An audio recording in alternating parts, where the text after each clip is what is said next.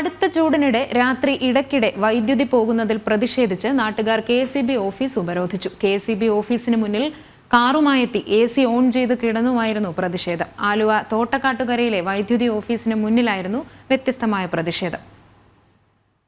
2:30 വരെ കണ്ടുവയ്ക്കാൻ തുടങ്ങാൻ പറ്റിയുള്ള വെല്ല് സത്യമായിട്ടും എന്റെ കൊച്ചൊന്നും അറിയില്ല. നമ്മള് ഫീസ് വരാൻ വേണ്ടി ഒരു വരുമല്ലോ എപ്പോഴും വീട്ടില് വരില്ലേ. പൊള്ളുന്ന ചൂട്, അതിനിടെ രാത്രി ഇടയ്ക്കിടെ വൈദ്യുതി ഓഫാകുന്നു. പലതവണ പരാതിപ്പെട്ടിട്ടും നടപടി ഉണ്ടാകാതായതോടെയാണ് നാട്ടുകാർ നേരിട്ടിറങ്ങിയത്. ഇന്നലെ രാത്രി മുതൽ ഇന്ന് പുലർച്ചെ വരെ കെ.എസ്.ഇ.ബി. ഓഫീസ് ഉപരോധിച്ചുകൊണ്ടായിരുന്നു പ്രതിഷേധം. ഒരൊറ്റ ഓഫീഷ്യൽ ആൾക്കാരെ വിളിച്ച് അവരുടെ CUG നമ്പർ എല്ലാവരും ഓഫ് ചെയ്ത് വെച്ചേക്കാണ്.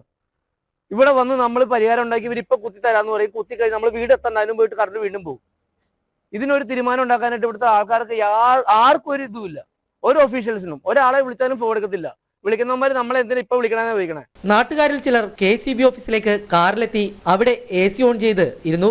വൈദ്യുതി മുടങ്ങാൻ കാരണം ഫീഡർ തകരാറിലാണെന്നായിരുന്നു കെ.എസ്.ഇ.ബി. ജീവനക്കാരുടെ മറുപടി. പുലർച്ചെ 2 മണിവരെ ആളുകൾ പ്രതിഷേധം തുടർന്നു. ഇതിനിടയിൽ പോലീസ് എത്തിയാണ് നാട്ടുകാരെ മടക്കി അയച്ചത്. ജനം, കൊച്ചി.